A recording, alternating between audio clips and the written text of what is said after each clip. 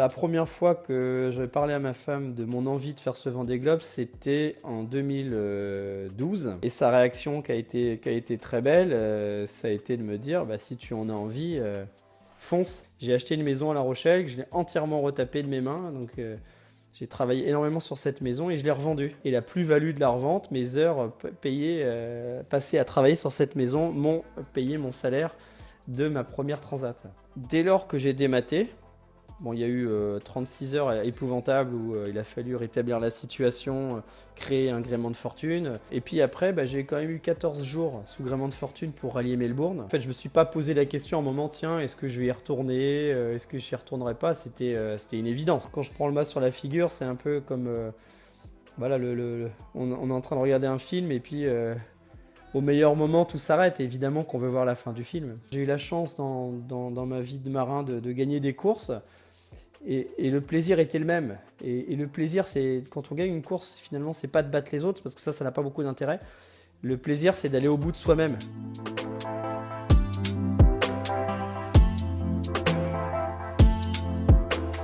Fais de ta vie un rêve et d'un rêve une réalité, nous dit Antoine de Saint-Exupéry. Bonjour à tous, je suis Pierre-Arnaud d'Estremaux, voyageur et aventurier à mes heures perdues. J'ai créé le podcast Un bol d'air avec pour seul but de vous faire découvrir la face cachée de la vie des plus grands aventuriers, voyageurs et sportifs de ce monde, pour connaître tous les engrenages et les rouages qui façonnent finalement l'image publique que nous avons d'eux. L'idée est très simple, prendre 1 heure de leur temps pour vous partager les anecdotes les plus folles et vous faire rêver un peu. Bonne écoute!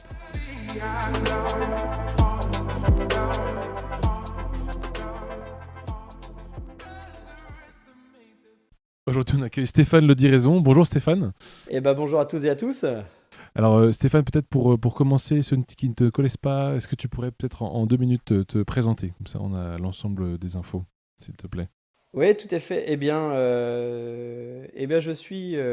Je suis donc skipper du bateau Time for Oceans, un bateau qui porte un message environnemental. Skipper IMOCA, donc course au large en solitaire, avec pour principal objectif donc le Vendée Globe cette année.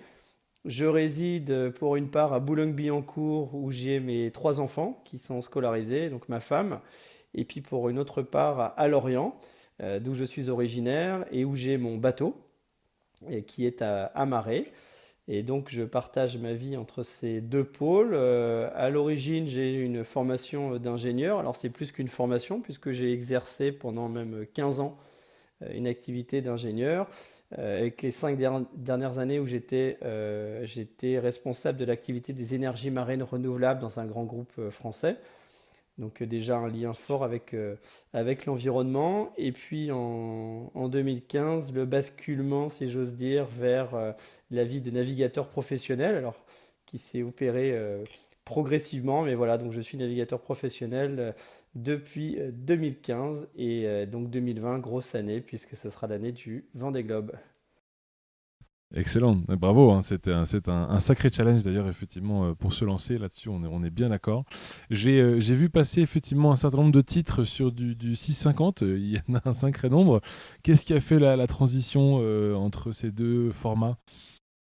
Ben, en fait, tout s'est fait extrêmement progressivement, c'est-à-dire que moi j'ai toujours été un passionné de la mer, et non seulement de la mer, mais des bateaux et de leur technique, de leur technologie. Donc que j'ai grandi au bord de la mer, à Lorient, et moi j'ai eu la chance de commencer à naviguer quand j'étais tout petit, hein, parce que je pense que c'est pas que je pense, j'ai navigué avant de savoir marcher, donc avec des parents qui avaient aucune prétention, sinon celle que de prendre du plaisir et de le partager avec leur famille sur l'eau. Par contre, on était assidus, enfin ils étaient assidus, on était très très très régulièrement sur l'eau, donc expérience de la navigation assez précoce. Et puis le mini, pour moi, bah, c'est une première grosse aventure qui est celle de traverser l'Atlantique en solitaire, sans aucune assistance. Donc ça ressemble effectivement à la recette du Vendée Globe. Et ce qui s'est passé, c'est que je me suis complètement investi dans ce projet. Je l'ai vécu avec passion, j'ai pris beaucoup de plaisir. Les résultats étaient au rendez-vous, donc tant et si bien que j'y suis retourné une deuxième fois. Donc je suis passé du bateau de série au prototype. Et puis, en fait, j'étais complètement drogué par toutes ces sensations incroyables que le solitaire peut procurer quand on est tout seul sur l'Atlantique. Donc j'ai eu envie de poursuivre mon bonhomme de chemin et l'étape suivante, c'était la route du Rhum, que j'ai donc fait en 2014 sur un classe 40, donc 3 saisons de classe 40 après le mini. Et puis c'est seulement quand je suis arrivé au stade du classe 40 que j'ai commencé à regarder les bateaux de la taille du dessus, qui étaient les IMOCA. Puisque pour dire les choses, quand j'avais 15 ans, en fait, j'en rêvais, j'avais la conviction qu'un jour j'y serais aussi, mais je ne savais pas exactement si c'était un simple rêve ou si ça pouvait devenir réalité. Et puis là, en fait, en 2014, j'ai réalisé que c'était possible, que j'étais arrivé à une certaine maturité pour y aller, et c'est comme ça que s'est fait le basculement. Ok. Ah, mais c'est excellent. Et le passage au pro, pour toi, quand tu dis tu es devenu en 2015 skipper pro uniquement, donc tu as arrêté cette partie de métier que tu faisais à côté, qu'est-ce qui a fait le déclenchement? Bah, le déclenchement, c'est de s'engager sur un projet qui ne me permet plus du tout de concilier quoi que ce soit à côté, jusqu'en novembre 2015, je suis donc responsable d'une activité au sein d'un grand groupe, donc avec toutes les exigences qui vont avec. J'ai une équipe, j'ai des contraintes, enfin c'est celle que tout le monde connaît, hein, tous ceux qui se lèvent le matin pour aller au travail dans l'entreprise, bah, j'ai connu ça évidemment. Et j'y allais en métro, enfin j'ai vraiment connu les contraintes tout à fait classiques. Et à côté de ça, j'avais un statut de sportif au sein de cette entreprise qui est Bureau Veritas. Et comment dirais-je, je pratiquais la voile avec beaucoup d'assiduité et d'engagement. Sauf que quand je suis passé en 2015 sur l'IMOCA, bah, c'est des bateaux qui ne peuvent pas accepter aucun compromis. Voilà, et c'était pas faisable techniquement de se lancer dans un projet aussi ambitieux qu'un tour du monde sur un bateau aussi exigeant qu'un IMOCA et d'avoir une vie professionnelle en région parisienne à côté. Donc, étant arrivé à ce stade-là on va dire, mon aventure maritime, le choix s'est fait tout naturellement vers l'IMOCA. Et il y a eu des difficultés en particulier, il y en a peut-être encore actuellement, justement de ce passage, est-ce qu'il a été difficile à vivre? En fait, ce qui paraît bizarre, c'est que le plus dur à vivre, ça a été d'accepter de devenir navigateur professionnel, parce que à la fois c'était un rêve de pouvoir vivre de cette passion de la mer et de la navigation, et à la fois dans le milieu où j'ai grandi, ben, dans ce milieu-là, navigateur, ça faisait pas partie des options. C'était pas un métier, ça m'a pas été présenté comme une possibilité malgré ma passion et mon engagement. Donc pour moi, une vie professionnelle, c'était pas ça, c'était au sein de l'entreprise. Donc il a fallu, ça paraît bizarre de dire ça, mais principalement le plus difficile pour moi, ça a été de me regarder dans la glace et de me dire, bah non, en fait, c'est vraiment de ça dont j'ai envie et c'est ça qui me donne l'énergie pour me lever le matin. Donc faut y aller tout simplement. Puis une fois qu'on a identifié l'objectif et qu'on a confiance dans sa capacité de relever cet objectif-là, enfin d'atteindre cet objectif, on se donne les moyens. Et puis effectivement, après, il y a eu tout un tas de passages difficiles, dont évidemment la recherche de budget, on en parle souvent, l'organisation de la vie de famille, c'est des enjeux extrêmement forts quand on devient navigateur professionnel. Mais les solutions, finalement, on les trouve dès lors que la stratégie est claire. Et donc la stratégie, c'est novembre 2020. À quel point aujourd'hui, puisqu'on parlait tout à l'heure de ta femme et tes enfants, à quel point est-ce qu'ils te soutiennent dans cette activité qui est quand même un gros morceau, hein, à quel point est-ce qu'ils sont derrière toi? Est-ce que parfois ça râle? Est-ce que parfois ils sont contents? Est-ce qu'ils sont fiers? C'est quoi le ressenti? Bah, disons qu'on est dans la vraie vie, c'est-à-dire c'est un petit peu tout ça à la fois.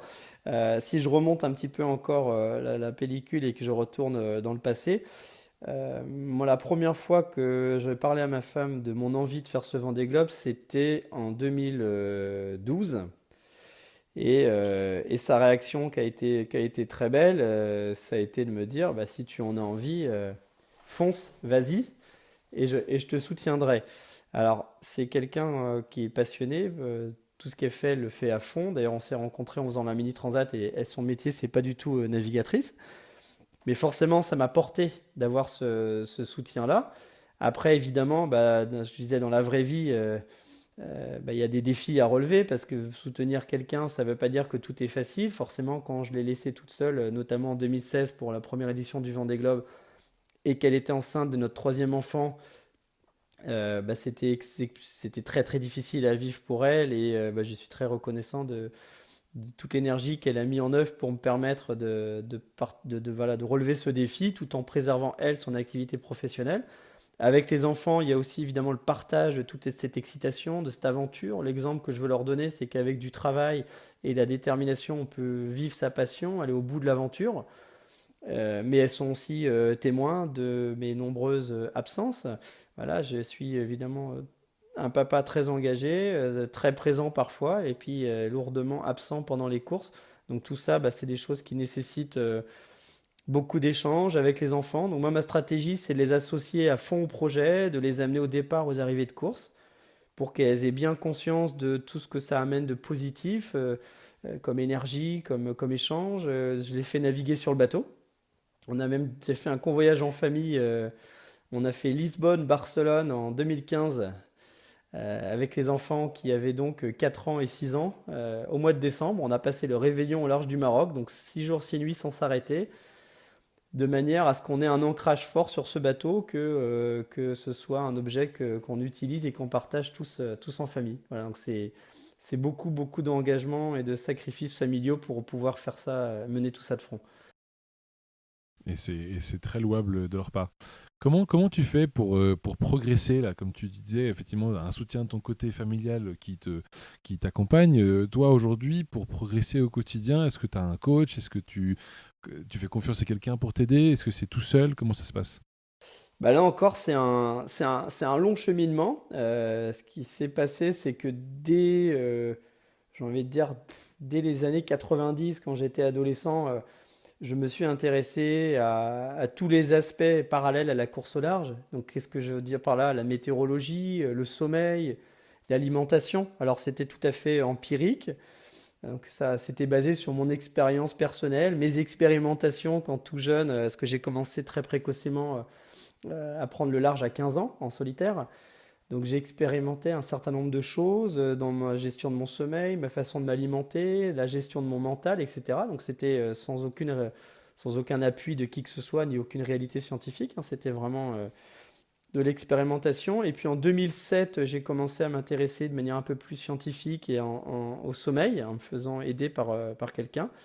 Et en 2007 également, en 2009, pardon, j'ai ouvert le chapitre de la préparation mentale. Non, 2000, non, 2000, 2007 également, ouais, c'est ça, une première mini transat. Donc là, j'ai commencé à découvrir tout le potentiel que ça permettait enfin, que ça offrait, en fait, la maîtrise de son esprit. Donc à partir de là, j'ai eu un premier coach mental qui s'appelait Anthony Adol, enfin qui s'appelle toujours, qui m'a apporté beaucoup de choses dans ma façon d'aborder la gestion de mon mental quand je suis au large. J'ai beaucoup travaillé avec différents nutritionnistes au degré de la préparation des courses.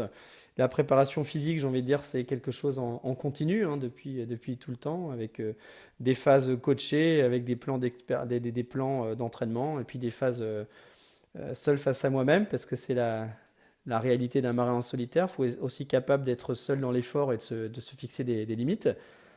Donc voilà, tout ça mis bout à bout, c'est un long chemin où je me suis à la fois fait aider dans certaines phases et puis d'autres phases d'expérimentation personnelle qui permettent d'avoir voilà, une approche, on va dire, semi-empirique de la préparation.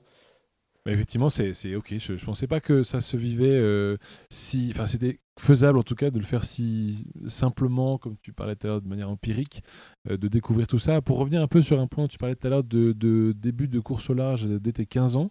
Qu'est-ce qui s'est passé? Enfin, c'était quoi l'expérience à ce moment-là?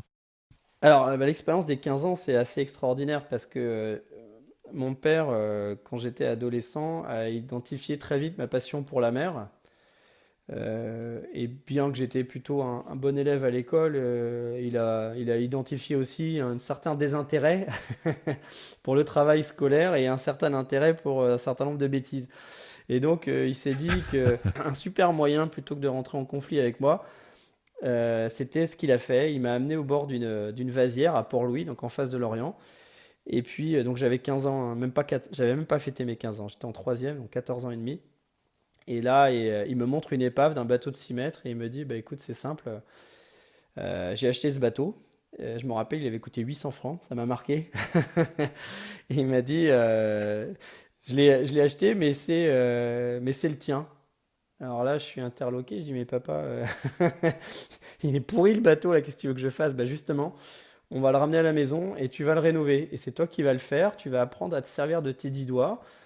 Et c'est comme ça que ça s'est fait vraiment. Donc on a amené ce bateau dans le jardin, dans la petite ville où j'ai grandi. Et puis bah, j'ai appris à travailler le composite, le bois, la peinture. Et c'est vraiment moi qui l'ai rénové ce bateau. Et mon père me donnait des cours, entre guillemets, mais c'était 5% du temps, 95% du temps j'étais sur ce bateau. Et il avait tout compris parce que à la fois j'ai eu envie de devenir ingénieur parce que je me suis passionné pour la technologie du navire, j'ai eu envie de tout comprendre sur l'architecture, les composites.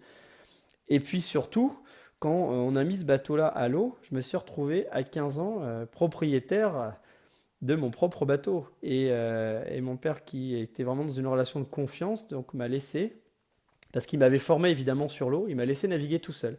Et donc je me suis retrouvé Ok. tout, tout seul sur ce bateau. Alors au début, c'était évidemment des ambitions très modestes, hein, qu'il s'agissait d'aller à Groix, l'île d'en face, puis à Belle-Île, et puis un peu plus loin, et etc. Donc toujours toujours par étapes.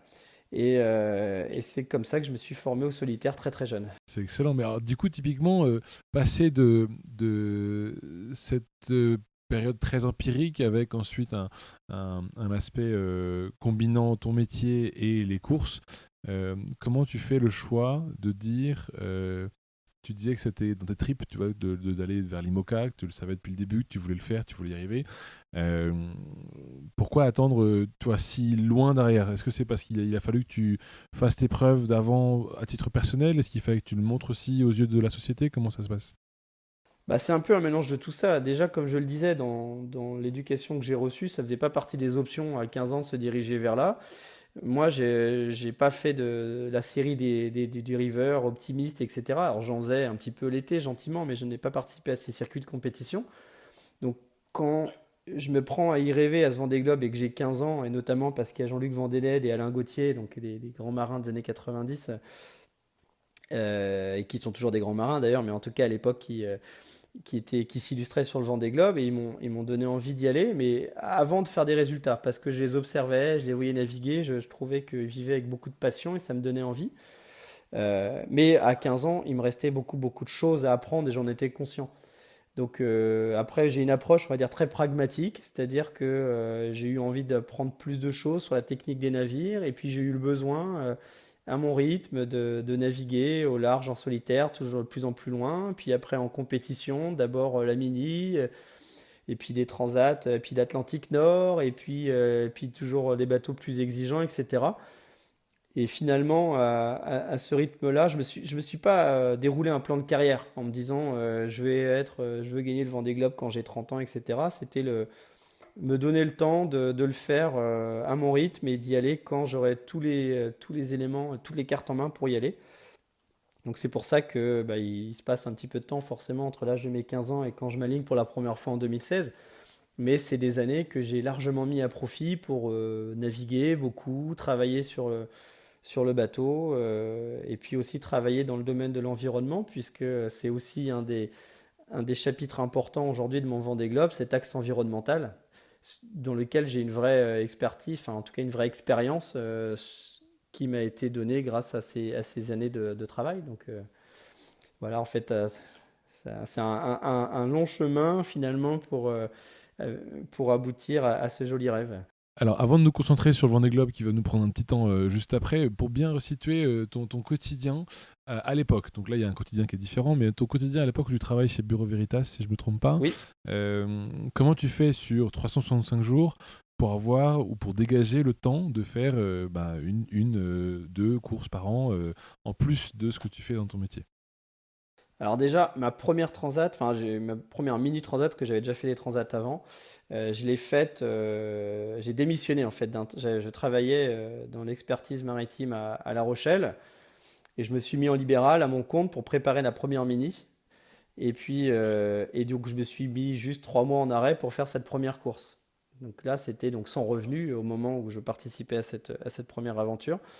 Ensuite, quand j'ai eu la possibilité de retourner sur l'eau sur la Mini Transat, j'ai cherché une grosse entreprise qui pourrait me donner un statut de sportif et tout en ayant un travail intéressant. Donc c'est là que je me suis adressé à Bureau Veritas et en fait j'y suis rentré par exemple par la petite porte. entretien d'embauche et premier, deuxième, troisième, etc. Puis je me suis fait embaucher comme ingénieur sans aucun statut particulier. Et très rapidement, au bout de 3 4 mois dans cette entreprise, je me suis mis à négocier avec le directeur des ressources humaines du temps libre. Voilà, en m'appuyant sur mon expérience de 2007 pour montrer que j'avais une pratique cohérente de la voile. Enfin, je veux dire, c'était pas juste pour aller faire, pour me faire plaisir sur l'eau, c'était une vraie pratique sportive avec des choses à partager. J'ai commencé à partager beaucoup de choses avec les collaborateurs et mes collègues. Et donc, le responsable des ressources humaines a aperçu tout l'intérêt de le faire. Et donc rapidement, ben, j'ai pu avoir un emploi du temps aménagé et la condition c'était de partager, de faire vivre avec mes collègues.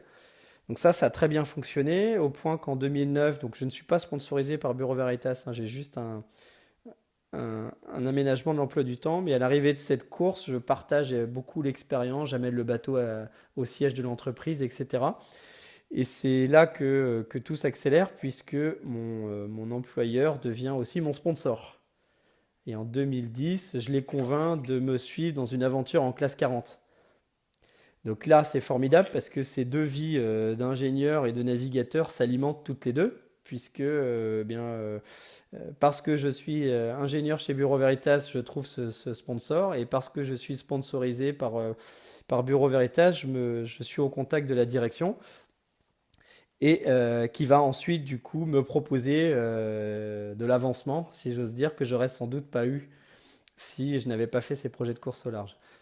Donc voilà, une histoire aussi qui est belle, qui a été rendue possible par la confiance que m'a donnée Jean-Michel Forestier, qui était responsable du département technique marine et ensuite RH du groupe. Ah, c'est un sacré geste de confiance, effectivement, ça a dû te mettre en confiance finalement pour la suite, de savoir que ça allait durer.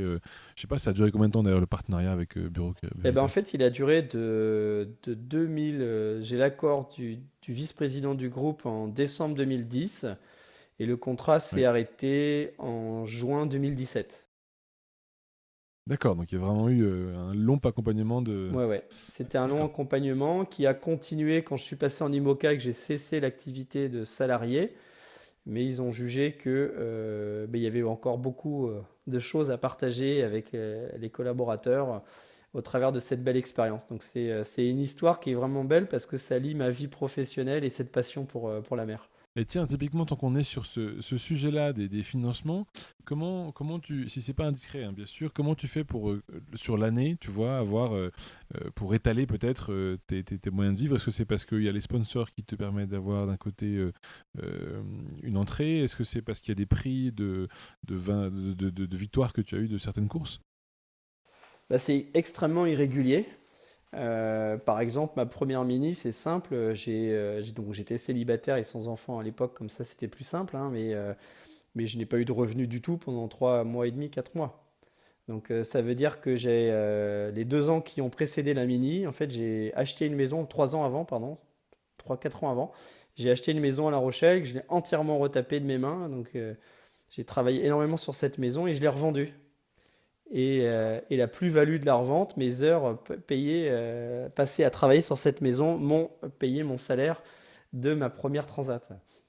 Voilà. Ensuite, la deuxième, enfin, je ne vais pas les prendre toutes comme ça, mais il y en a plusieurs. Mais grossièrement, la plupart de mes premières transats, c'était des gros sacrifices financiers qui étaient rendus possibles notamment parce que j'avais le soutien de ma compagne qui dans ces périodes-là, bah, arrondissait un petit peu les choses, même si je ne l'ai jamais laissé assumer tout toute seule. Mais n'empêche que d'avoir son soutien, c'était extrêmement important. Il y a des grosses difficultés financières quand notamment sur mon Vendée Globe 2016 je démate, puisque c'est une grosse charge financière pour mon entreprise et tous les contrats s'arrêtent 3 mois après que j'ai touché terre. Donc il y a tout à reconstruire. Donc là, il y a eu une longue période où j'ai mangé beaucoup de pâtes. Voilà. Et puis aujourd'hui, un projet comme celui-là, bah, tout simplement avec mon entreprise, je me verse un salaire. Alors si on parle d'argent, vaut mieux de footballeur que navigateur, hein, mais en tout cas, c'est un salaire qui me permet de vivre convenablement et de pouvoir mener ma passion sans prendre les risques que j'ai pris il y a quelques années. Et alors, donc typiquement, le projet de Vendée Globe 2020, je suppose qu'il commence quand même il y a quelques temps, c'est-à-dire horizon quoi, 2016. C'est à ce moment-là que tu te dis que tu veux faire l'étape suivante ou ça a mis quelques années avant de mûrir? Comment ça s'est passé? Bah, en vérité, dès lors que j'ai dématé, bon, il y a eu 36 heures épouvantables où il a fallu rétablir la situation, créer un gréement de fortune. Bon, c'est une très très belle épreuve hein, pour un marin, même si on s'en passerait bien, mais quand elle arrive, c'est riche d'enseignements. J'ai appris beaucoup de choses sur moi-même, sur la préparation technique et autres. Et puis après, bah, j'ai quand même eu 14 jours sous gréement de fortune pour rallier Melbourne. Et ce qui s'est passé dans ma tête à ce moment-là, c'est que j'étais encore dans mon Vendée Globe, puisque j'avais pas demandé assistance et que j'étais encore en course. Et dans ma tête, c'était une étape, en fait, une escale vers la réalisation de cet objectif. Et j'ai eu envie, spontanément, en fait, je me suis pas posé la question à un moment, tiens, est-ce que je vais y retourner, est-ce que je y retournerai pas? C'était une évidence. C'était, bah voilà, merde, j'ai dématé, enfin, si j'ose dire. Bah voilà, ok, je rentre, comment je fais? C'est quoi l'étape suivante? Je vais évidemment pas m'arrêter là. Et en fait, c'était d'autant plus fort ce sentiment que pendant le Vendée Globe 2016, il y a l'entrée dans l'Atlantique Sud avec les premières tempêtes où là, franchement, il y a une grosse période de doute parce que je me dis ça va être très très long cette histoire. C'est n'importe quoi de s'être lancé dans un défi comme ça. Je pense qu'on passe tous un peu par cette phase-là dans le début des premiers coups de vent dans le Grand Sud. Et puis après, bah moi je me suis fait à ce rythme du froid, de la mer, du vent fort. Et puis au moment du dématage, je me sens hyper bien sur le bateau. Évidemment, les conditions sont objectivement difficiles, mais j'ai pris mon rythme et je me sens inébranlable. Donc c'est une belle leçon d'humilité. Je me dis, bah, j'ai fait la moitié de la course, je sors de l'Indien. Maintenant, je me rapproche de la maison. Donc pour moi, il n'y a pas de doute, je vais terminer. Donc c'est quand je prends le mât sur la figure, c'est un peu comme voilà, on est en train de regarder un film et puis au meilleur moment tout s'arrête. Évidemment qu'on veut voir la fin du film. Donc c'est pas y retourner pour le faire à tout prix parce que ça n'aurait pas de sens. C'est y retourner tout simplement parce que j'ai pris du plaisir dans ce défi et que j'ai envie de pouvoir me remettre dans cet état d'esprit et aller au bout de l'aventure. Et qu'est-ce que, si on peut peut-être se focaliser 2 minutes sur cette espèce bah, ce gros malheur finalement qui t'arrive dessus, comment tu le vis? Comment ça se passe? C'est quoi cette fameuse journée où tu démates? Comment ça se passe? Bah, c'est un moment qui est extrêmement particulier parce que j'étais très attentif pour ce premier Vendée Globe sur la préparation du bateau pour être, enfin dire, n'avoir aucune faille sur les éléments essentiels du bateau dont le gréement faisait partie. Donc je veux dire, il n'y a pas eu de négligence en amont, au contraire. Et ensuite, ironie du sort, le jour même du dématage, enfin, je démate en pleine nuit, mais en fait, à 12 heures du dématage, j'ai fait une inspection du pont et de mes poulies de Bastac, celle qu'elle est cassée, sans déceler aucune avarie. Donc, quand finalement le mât tombe, c'est la stupeur, la première réaction. Parce que pour moi, le bateau, il est en super état, tout est nickel, tout est sous contrôle. Et il n'y a pas de raison que ça arrive. Et donc, quand j'entends cette grosse détonation énorme que je suis à l'intérieur du bateau, je pense que j'ai cassé autre chose, une pièce en carbone et autres, mais dans aucun cas, je pense que ça peut être le mât. Et donc, ma première réaction quand je sors du bateau et que je regarde, c'est la stupeur. C'est vraiment la stupéfaction. Je me dis, mais c'est pas possible, quoi. Donc, il y a une espèce de fascination pendant une minute où je comprends pas ce qui m'arrive. Et puis très rapidement, dans un cadre comme ça, ben, on comprend que sa vie est en jeu quand même, parce que je navigue à ce moment-là dans des eaux froides, et il y a force 8 à 9, avec des houles croisées, une mer forte, et puis un morceau du gréement qui est en train de gentiment commencer à découper le bordé de ma coque à tribord. Et donc si je fais rien, la blague elle va commencer à devenir franchement pas drôle. Et puis je suis que à une trentaine de kilomètres, un peu moins de 20 000 de la zone des glaces. Et le vent me pousse vers elle. Voilà. Donc c'est très rapidement de la stupéfaction, je passe à l'action. Et là, ça devient un défi incroyable, en fait, de reprendre la main sur un bateau qui est comme ça, en vrac, au milieu de l'océan, en pleine nuit, avec le gréement à la mer et lié et complètement soumis aux éléments, de passer de cet état-là à l'état où on est capable de faire avancer le bateau dans la direction où on a envie d'aller tout en le contrôlant, bah, c'est une belle expérience.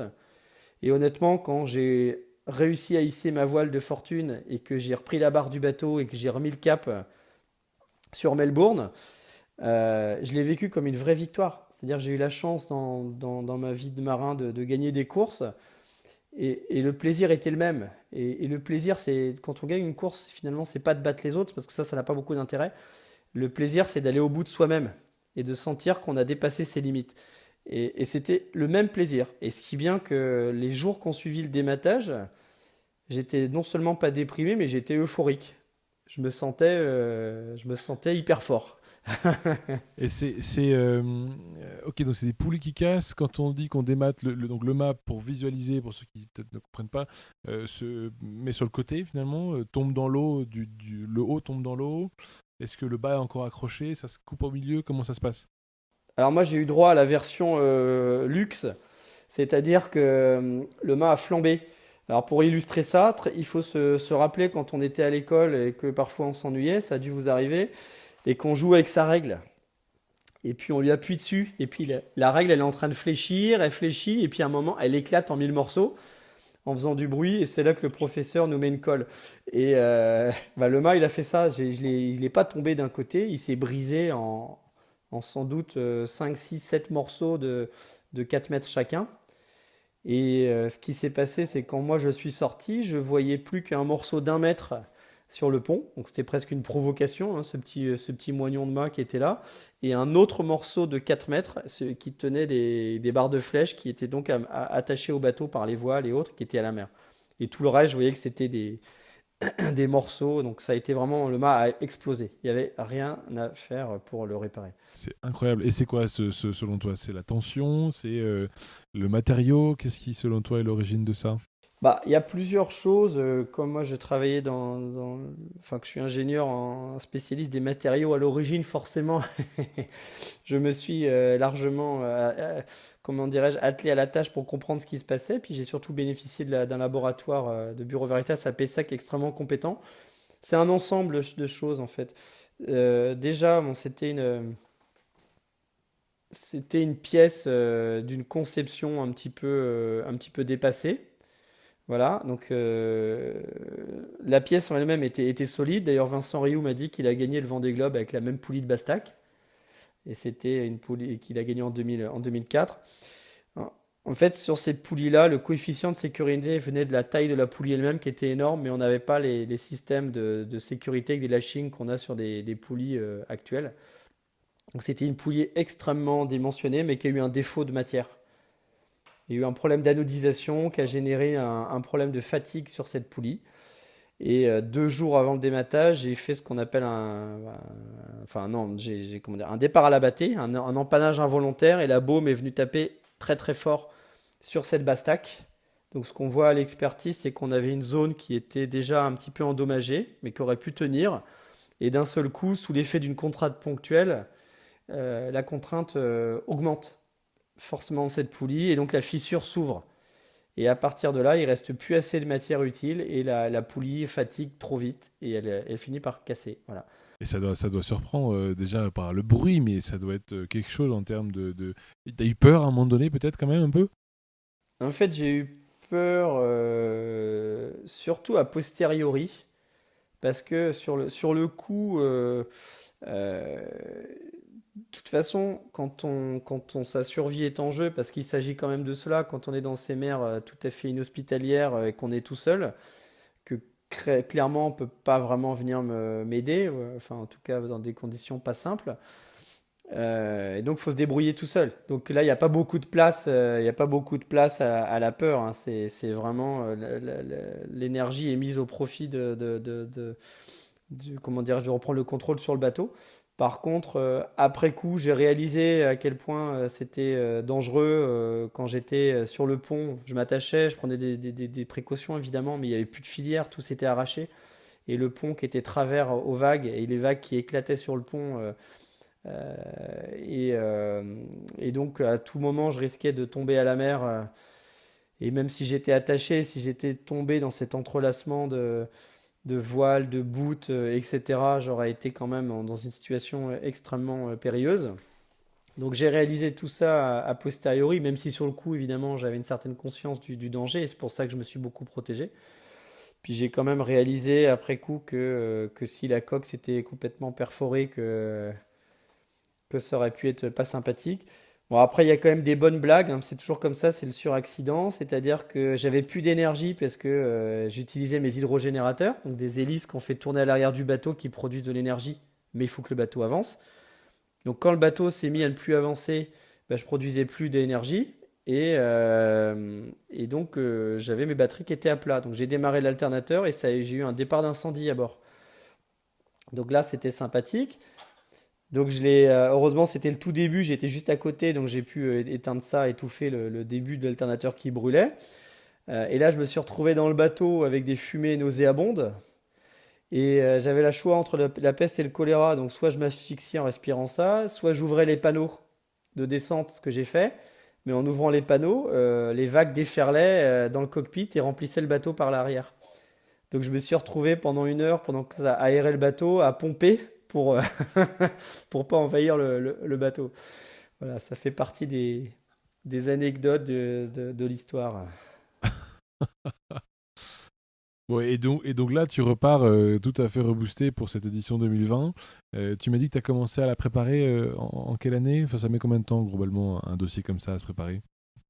Bah, moi, dès que j'ai mis le pied à Melbourne, j'étais déjà à la tête dans le projet suivant.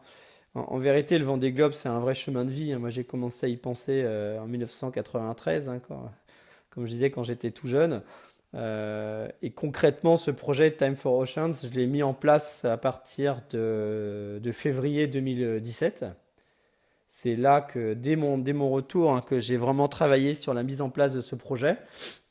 Et il a vu le jour avec les partenaires, c'est-à-dire il a été signé en novembre 2018, donc déjà 1 an et demi de travail pour faire sortir de terre ce projet. Et ensuite, bah voilà, ça fera 3 saisons, 2018, 2019, 2020, de navigation, de chantier, de préparation pour être fin prêt. Et je tiens à le préciser, avec une technologie de système de Bastac très différent et avec de la redondance dans la sécurité. Voilà. Est-ce que c'est la même, est-ce que c'est le même bateau que tu as reconstruit? Est-ce que c'est un autre bateau? Comment ça se passe? Bah, déjà, premier constat, quand on ramène le bateau qu'il a plus de mât, bah faut tout transformer en opportunité. Oui. Je me suis dit, quitte à plus avoir de mât, je vais en reconstruire un, mais qui va être mieux. Donc je vais travailler sur un mât qui sera plus léger et qui permettra au bateau de gagner en performance. Donc ça, c'était 2018 et on a pu alléger le bateau de 700 kilos. Donc on n'a rien touché d'autre qu'au gréement et je veux dire, on a allégé plein de choses sur le bateau, bien sûr, on a retiré beaucoup de poids dans le bulbe. Mais c'était surtout un travail sur le gréement. Et puis ensuite, 2019, pour moi, 2018-2019 ont été des années pour sécuriser ma qualification sur le Vendée Globe, donc être présent sur toutes les courses, de ne pas faire de modifications sur ce bateau, outre celle dont je viens de parler, et puis de surtout bien, bien réfléchir à ce que je voulais faire sur ce bateau avant le Vendée Globe, donc en l'occurrence en ce moment, même si c'est un petit peu à l'arrêt avec le coronavirus. Mais en tout cas, de partir avec des idées extrêmement claires sur la préparation de ce bateau. Et donc, en l'occurrence, là, au départ, j'aurai un bateau qui sera très différent, puisque bah, je suis en train de l'équiper de foil, mais le travail va bien au-delà, avec des nouveaux safrans, avec un nouveau roof, une nouvelle ergonomie dans le cockpit, avec des ballasts qui n'ont plus rien à voir, et une électronique optimisée aussi. Donc, plus grand-chose en commun avec le bateau de 2016. Et donc, typiquement, si tu devais me décrire une journée type, toi, la journée de demain, ça, tu fais quoi dans la journée de demain? Bah, là, comme il y a le Alors, une journée normale, coronavirus, on va dire que excuse-moi, on va. Ouais, voilà. c'est un peu particulier, donc on pourrait y revenir, mais si on se positionne, il y a la semaine dernière ou il y a 15 jours avant l'histoire du coronavirus, bah, mes journées, elles sont particulières parce que moi, je suis skipper, mais je suis aussi chef de l'entreprise qui gère le projet et armateur du bateau. Donc ça veut dire que je ne fais pas que du sportif, il y a aussi toute la gestion entreprise. Donc ma journée type, ça va être de commencer, par exemple, d'avoir un échange avec les gens de mon équipe, donc de management, sur les tâches à effectuer, etc. Ensuite, il peut y avoir des arbitrages techniques sur un choix de voile, de gréement, de solutions composites pour la modification qu'on apporte sur le bateau. Et puis ensuite, je coupe tout ça et je vais me faire 1 heure et demie de sport. Donc moi, mon sport typique, c'est la nage, le vélo, comment dirais-je, le paddle quand je peux, que je suis au bord de la mer. Et je me suis mis au Pilates cette année, par exemple. C'est extrêmement intéressant. Et puis voilà, je reviens de cette séance de sport. Et puis là, par exemple, j'ai une interview où j'explique et je raconte mon projet. Et puis en fin de journée, je suis reçu par une entreprise que je démarche pour devenir un nouveau partenaire du projet. Donc voilà, ça c'est l'illustration réelle de ce qui se passe, passer d'un sujet à l'autre. Et j'ai envie de rajouter que le matin, je suis quand même allé amener mes enfants à l'école et à la crèche avant de commencer ça.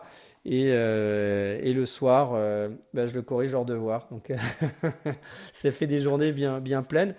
Donc souvent, une fois que les enfants sont pas souvent, généralement, une fois que mes enfants sont couchés, la journée continue. Et c'est du travail. C'est des grosses journées. Non, mais ça a l'air effectivement, et cumuler le rôle de papa en plus de ce rôle de chef d'entreprise, en plus de ce rôle de skipper, ça devient un vrai challenge. Donc bravo, bravo, bravo. Merci. Est-ce que c'est quoi la proportion, on va dire, dans ta journée euh, de comment dire, de travail sur ton image médiatique versus le projet de fond, on va dire, du Vendée Globe. C'est-à-dire à quel point est-ce qu'il faut se faire connaître, se faire voir, se faire accompagner et suivre par les journaux ou dans une visibilité entre guillemets globale en comparaison à ce que tu pourrais faire sur ton projet réel. C'est sûr que le 21e siècle, c'est le siècle de la communication, on le sait tous, donc on ne peut pas s'affranchir de la communication, c'est impossible, hein, quand on parle justement avec quelqu'un comme Alain Gauthier, qui a vu et qui a connu les deux, il dit que on est vraiment passé d'un monde à l'autre. Voilà. Alors après, moi, ma stratégie, c'est déjà de m'entourer, parce que j'ai pas vocation, je ne souhaite pas passer beaucoup de temps tous les jours à animer des réseaux sociaux. Par contre, je préfère garder ce temps ou des sites internet, mon actualité, pour donner la matière. Et moi, mon credo, c'est que cette matière, il faut qu'elle soit naturelle, spontanée et en phase avec les valeurs que porte ce projet, pour dire les choses sans jamais se forcer. Et je veux croire que justement, en ayant une communication où on est soi-même et en donnant de la matière justement à ceux dont c'est le métier de le diffuser, que ça fait quelque chose d'authentique qui du coup donne un intérêt aux autres, enfin aux personnes qui nous suivent pour avoir envie de continuer à suivre ce projet. Donc moi, c'est mon approche à terre, c'est mon approche en mer. Ça veut dire que je vais jamais me forcer sur le bateau à prendre la caméra et dire un truc parce qu'il faut le dire et puis envoyer l'image du jour. Je m'astreins à raconter un truc que quand j'ai envie de le raconter. La contrepartie, c'est que si on regarde mes communications sur le Vendée Globe 2016, je ne suis pas du tout celui qui parle le plus. Voilà, mais bon, j'essaye de tenir compte de la demande, mais de toujours rester moi-même. Et la ligne que je me suis fixée, c'est quand je prends la caméra, si je le sens pas, si j'ai rien à dire, si c'est faux, quoi, je la repose. Et je partagerai un autre moment quand je sentirai que j'ai un truc sympa à raconter. C'est quoi le matériel d'ailleurs, si on peut en parler rapidement, que tu utilises à bord dans son ensemble sur la communication? Aujourd'hui, c'est devenu très simple. Ça fait partie des apports du numérique. En 2016, c'était un truc beaucoup plus lourd avec une espèce de logiciel de régie, des caméras fixes, et puis des micros rapportés et tout le machin. Donc, en gros, pour 2 minutes de vidéo envoyée, ça me prenait 2 heures de travail. Ah oui. Donc, d'où aussi le fait que par rapport à d'autres, je le faisais peut-être moins parce que ça veut dire qu'il fallait faire des séquences, après couper les plans que je trouvais intéressants, les compresser, les envoyer avec des systèmes d'envoi qui étaient pas forcément les plus opérationnels. Donc c'était lourd et forcément ça coupait un petit peu les ailes de la spontanéité. Au jour d'aujourd'hui, avec un bête smartphone, on est capable de faire 80% de la communication. Moi, c'est ce que je fais, c'est ça qui me permet de rendre les choses spontanées. Je peux avoir le téléphone dans un étui étanche dans ma poche. Alors, évidemment, pas en mode téléphone, mais en mode caméra. Et puis, je vois un truc qui me plaît, j'ai une émotion en sortant d'une manœuvre ou une appréhension avant une manœuvre. Et là, bah, j'ai juste à le sortir de ma poche et puis à raconter mon truc. J'appuie sur la touche envoi et puis boum, par exemple, sur WhatsApp ou Skype, ça part. Et puis pour les séquences plus travaillées, bah, je peux les transférer sur mon ordinateur et j'ai fait installer en fait un système de boîte qui fait le boulot désagréable, c'est-à-dire qu'il prend le fichier tel que je l'ai filmé et il le compresse et il le transfère. Et c'est plus moi qui gère ça. Et donc ça rend les choses beaucoup plus sympathiques et à mon avis, on va tous gagner en spontanéité grâce à ça. Et c'est clair que alors je sais pas si c'est la mode du selfie, mais en tout cas de se filmer tout seul devient presque naturel. Et donc tant mieux si ça peut faciliter notamment de se concentrer sur son précieux temps à d'autres choses que le montage vidéo. Ouais, c'est sûr. Moi, j'ai vraiment compris en tout cas une chose, c'est que quand on veut trop travailler la séquence, c'est-à-dire que la lumière, etc., enfin que tout soit parfait comme si c'était un réalisateur professionnel qui le faisait, en fait, on n'arrive à pas grand-chose. Et il faut accepter l'imperfection. Voilà. Oui, ma phrase, elle n'était pas très belle. Ouais, le plan n'était pas génial. Mais par contre, là, c'était sincère et ça correspondait à une situation réelle à bord, donc je le garde. Ok. Et ça, c'est un vrai travail à faire sur soi aussi. Ouais, bien sûr. Mais c'est vrai que c'est bon le mieux l'ennemi du bien. Donc à quel point on veut aller chercher encore la meilleure séquence. Je sais pas si vous avez le droit d'emmener des drones d'ailleurs avec vous à bord de ces bateaux-là. Alors, on a le droit. C'est Conrad Coleman qui avait fait une jolie séquence quand il avait dématé, ou un petit peu avant, je sais plus. Moi, je le ferai pas, pour des raisons de sécurité. Parce que on a utilisé des drones avec justement des photographes et des caméramans professionnels à bord pour faire des banques images. Et le récupérer est toujours quelque chose d'assez subtil. Voilà. Et je juge que j'ai pas envie de risquer de me couper un doigt ou de me blesser tout simplement par goût du sensationnel et d'avoir l'image que les autres n'ont pas. Donc ça fait partie des lignes que je me suis fixées. Ah, sauf à ce qu'évidemment que la technologie des drones évolue et qu'on soit capable d'appuyer sur une touche et qu'il se pose sur le pont. Euh, pour l'instant, c'est pas si simple que ça. Et voilà, moi je reste skipper, je suis pas médiaman. Donc, pas de drone pour moi à l'avenir, enfin dans l'avenir proche. D'accord. Sur un tout autre sujet, puisqu'on parlait effectivement de l'édition 2016 dans laquelle tu as dématé, est-ce qu'il y a des périodes ou des éléments sur lesquels tu t'es senti frustré dans ta carrière, de blues, de quelque chose que tu aurais aimé faire différemment ou que tu regrettes d'avoir pas fait, je sais pas. Bah, il y a forcément une phase de remise en question quand on revient d'un Vendée Globe et qu'on n'a pas atteint l'objectif final qui est quand même de ramener le bateau au Sable d'Olonne. Donc j'ai essayé d'être critique sur ma gestion de la course. Je pense que objectivement, je suis pas parti assez fort et que j'ai été beaucoup trop offensif dans l'océan Indien. Donc le curseur était pas bien positionné. Je suis allé trop vite dans l'Indien. Alors ça fait bizarre de dire ça parce qu'en général, en compétiteur, on est fier des temps. En l'occurrence, j'ai eu un très bon temps entre Bonne Espérance et Lewin. Mais c'était pas adapté à cette première expérience et à ce bateau. Donc oui, c'est une frustration de ne pas avoir pris, enfin à ce moment-là, d'avoir été grisé par l'excitation d'avaler des milles et de ne pas avoir peut-être su calmer le jeu et économiser ma machine, surtout que devant moi, les bateaux étaient relativement loin et que derrière, ils étaient relativement loin également. Donc la place était faite et j'avais pas un intérêt évident à être offensif comme je l'ai fait. Donc ça, s'il y avait une frustration, c'est celle-là. Dans ton quotidien, ta semaine, sur l'année, je sais pas, à quel point est-ce que tu as aujourd'hui des idoles, des personnes que tu admires? Pas forcément dans la voile d'ailleurs, hein, ça peut être d'autres gens, mais des personnes qui te tirent vers le haut, que tu Ouais, bah, admires et que tu as envie il y de... a beaucoup de gens qui m'interpellent. Moi, j'adore la lecture. Donc souvent, je suis interpellé par les livres. Là, récemment, ça n'a rien à voir avec la voile, mais par exemple, j'ai beaucoup aimé le livre Sapiens, D'accord, oui. qui est une vraie réflexion et qui vient à un point nommé, j'ai envie de dire, en cette période de pandémie, qui permet d'avoir un vrai recul sur l'évolution de l'humanité. Donc j'aime beaucoup cet ouvrage-là, mais il y en a beaucoup qui m'ont beaucoup interpellé. Comment dirais-je, je me suis beaucoup servi des expériences aussi des navigateurs comme source d'inspiration. Donc pas forcément les compétiteurs, hein, d'ailleurs. Je pense à des gens comme Gérard Janichon, Jérôme Poncet sur le bateau Damien, qui ont développé un véritable art de vivre et de voyager sur un bateau.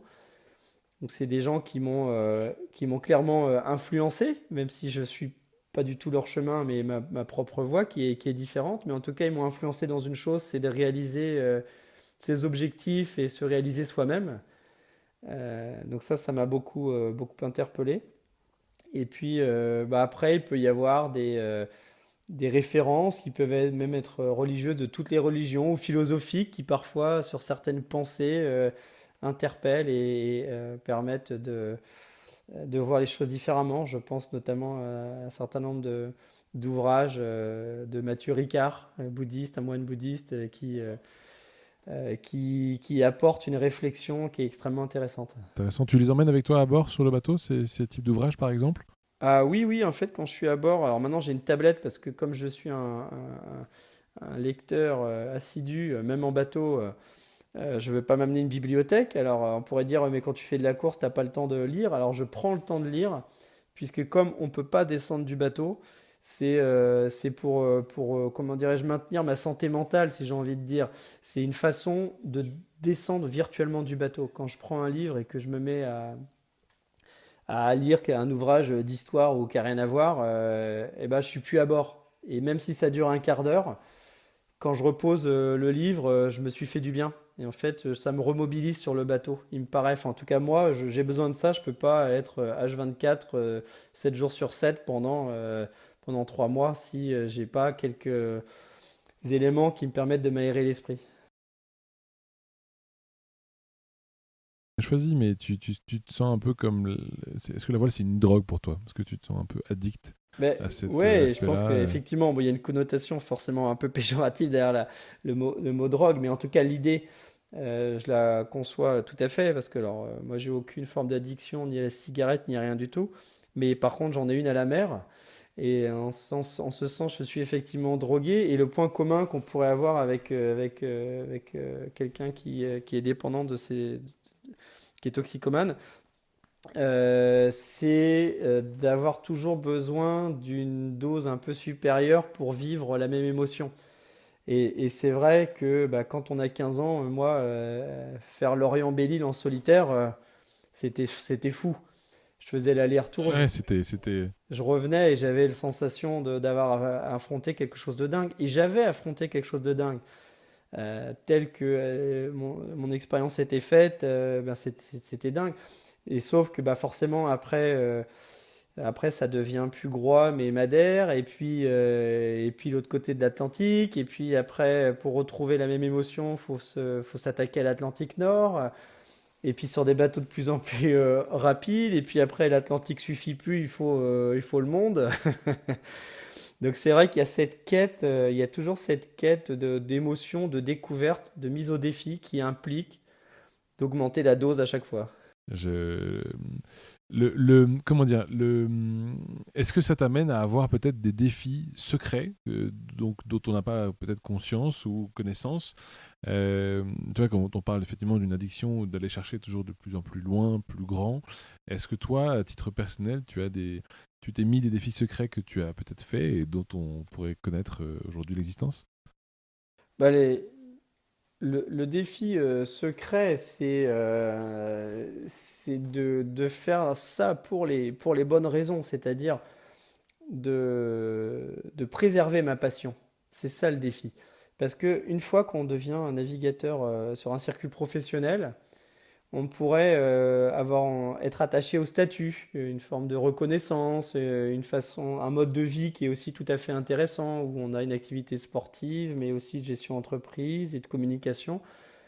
Euh, mais le défi dans ce défi, c'est de préserver intact l'intérêt, l'envie de se lever et de faire ça tous les jours. Et c'est ça pour moi, c'est ça le défi quotidien. C'est sûr que je l'avoue que parfois, euh, comme tout le monde, quand on fait les choses de manière répétitive, il faut être capable de se remobiliser pour continuer à avancer. Et donc, moi, ce que je m'astreins à faire, c'est de toujours bien avoir en tête l'objectif, quel est le sens que je donne à tout ça. Et oui, c'est un petit défi quotidien que je relève.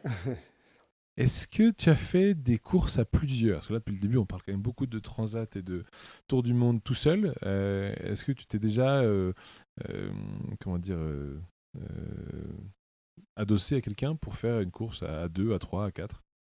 Alors oui, oui, moi j'affectionne particulièrement le solitaire, mais je sais aussi faire des courses en double. Bon, déjà cette année, il y avait la Transat Jacques Vabre. J'ai participé à plusieurs transats en double, et ce qui est déjà une approche très différente du solitaire, parce que même une personne, c'est déjà un équipe, enfin deux personnes, pardon, à bord, c'est déjà un équipage. Donc ça veut dire c'est déjà une autre façon de gérer un rythme, de prendre en compte celui de l'autre personne. Donc c'est une dimension qui est tout à fait intéressante. J'ai aussi fait Québec-Saint-Malo en équipage. Donc c'était une belle expérience. Ça, c'était en 2011, qui s'était bien passé malgré qu'on avait eu un gros problème d'avitaillement et que, en gros, on avait tous perdu entre 5 et 8 kilos. En- on n'avait pas d'avitaillement, pour ainsi dire. Euh, donc j'ai goûté à ça. J'ai fait beaucoup d'équipage, de régates en équipage, sur des parcours plus petits, comme des parcours côtiers, des parcours qui vont en Angleterre, des choses comme ça, puis des régates dans la baie. Donc j'ai aussi cette expérience-là et je trouve ça hyper intéressant, justement, cette complémentarité, l'esprit d'équipe, tout ça m'intéresse énormément. Maintenant, c'est un petit peu comme en athlétisme, si je pouvais me risquer à la comparaison, c'est que on peut pas être spécialiste de tout. Oui, Et en général, on voit pas trop les marathoniens kényans s'attaquer aux 100 mètres. ouais, c'est vrai. Et ça ne veut pas dire qu'ils n'apprécieraient pas de courir le 100 mètres ou de sauter à la perche. Donc oui, j'aime vraiment la voile en équipage, j'aime les autres formats de régate, mais le domaine dans lequel je me sens le plus confortable et dans lequel je pense être le plus performant, c'est le solitaire. Ce qui explique que ce soit ça qui mobilise le plus de temps sur l'eau. Est-ce que tu comptes t'arrêter un jour? Est-ce que tu t'es fixé une date, un âge, un nombre de courses, je sais pas, un maximum que tu veux atteindre ou pas encore? Alors non, non, je me suis absolument pas fixé d'âge, et d'ailleurs je trouve remarquable quand je vois quelqu'un comme Jean Le Cam, qui à 60 ans a toujours envie d'être là. Je me dis c'est génial, il me reste plein de tours du monde, plein de courses à Encore un peu de faire. temps, ouais. Et ou des gars comme Nandorfa, qui a fait le tour du monde encore à plus de 60 ans, Rich Wilson, ou Jean-Luc Vandened, qui s'est illustré encore en faisant le tour du monde sur un petit bateau à 73 ans. Donc tout ça me donne l'espoir qu'il n'y a pas de raison qu'un jour ça s'arrête. Par contre, la seule limite que je me suis fixée, c'est ce que je disais tout à l'heure, c'est-à-dire que il faut garder l'envie intacte parce que ce sont des épreuves exigeantes, il faut vraiment avoir envie de le faire et se donner les moyens de le faire bien, sinon il ne faut pas y aller. Donc tant que je ressens cette flamme, j'irai. Et puis si un jour, peut-être demain, peut-être après-demain, je ne sais pas, je ressens plus la même envie, le même intérêt, et ben je me forcerai pas. C'est le pacte que j'ai fait avec moi-même parce que c'est une activité qui est particulière, qui a des risques. Et voilà, faut pas s'exposer. Donc, si ça survenait, qu'est-ce que je ferais après-demain? De toute façon, quelque chose en rapport avec la mer, ça c'est évident.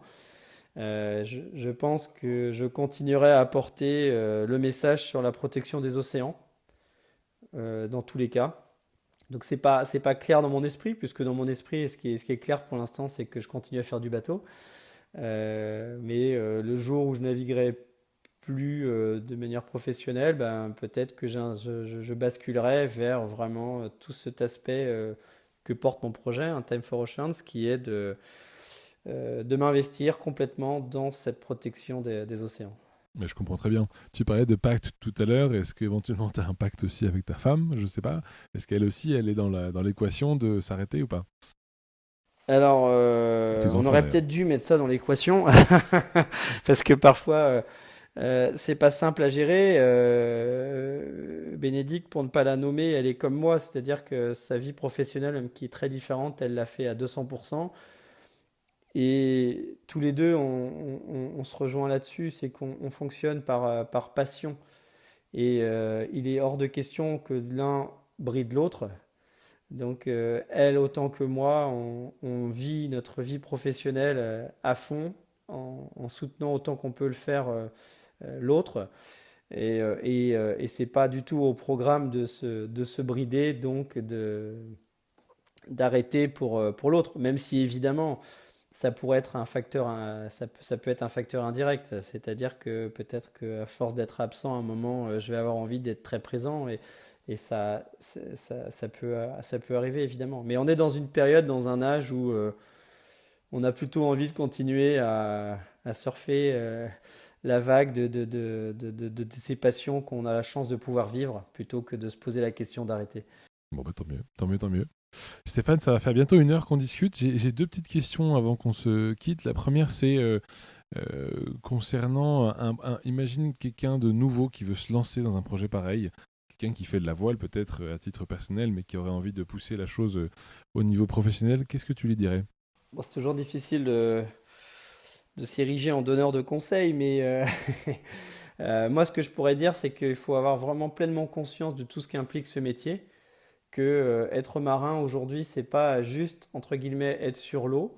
C'est beaucoup plus de choses que ça. C'est extrêmement exigeant. Donc, il faut avoir conscience de tout l'ensemble de ce que représente euh, l'activité de marin professionnel avant de se lancer, parce que sinon, ça pourrait être frustrant. Et puis, voilà, il faut être complètement passionné, être conscient que c'est beaucoup de travail, qu'il y a des hauts et des bas, et donc être armé au niveau mental pour être capable d'encaisser les points bas, parce que dans la carrière d'un sportif en général, et en particulier de marin, puisque en plus nous c'est un sport mécanique, il y a ces étapes-là, donc voilà, faut en être conscient. Et puis j'ai envie de dire bah, de le faire pour les bonnes raisons, et les bonnes raisons c'est vivre à fond sa passion, faire abstraction des autres, en tout cas dans cette prise de décision, et surtout pas avoir envie de le faire pour s'illustrer, ce qui serait un très mauvais moteur, parce qu'après, quand on se retrouve en solitaire, là, il n'y a plus de, il y a plus de filet tendu en dessous. Il faut être venu pour les bonnes raisons, sinon ça nous rebondit à la figure. Ouais, tout à fait, on est bien d'accord. Ok, très clair. Et du coup, dernière question, vraiment par rapport à la suite, comment est-ce qu'on peut te suivre?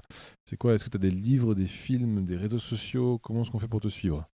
Eh ben déjà, c'est une très bonne idée de me suivre, et j'invite tout le monde à le faire, parce qu'évidemment avec l'équipe, on est très heureux de partager tout ce qu'on met en œuvre, c'est-à-dire le programme sportif, mais aussi tous les aspects techniques du bateau et les aspects liés à la protection des océans qui sont évidemment très importants.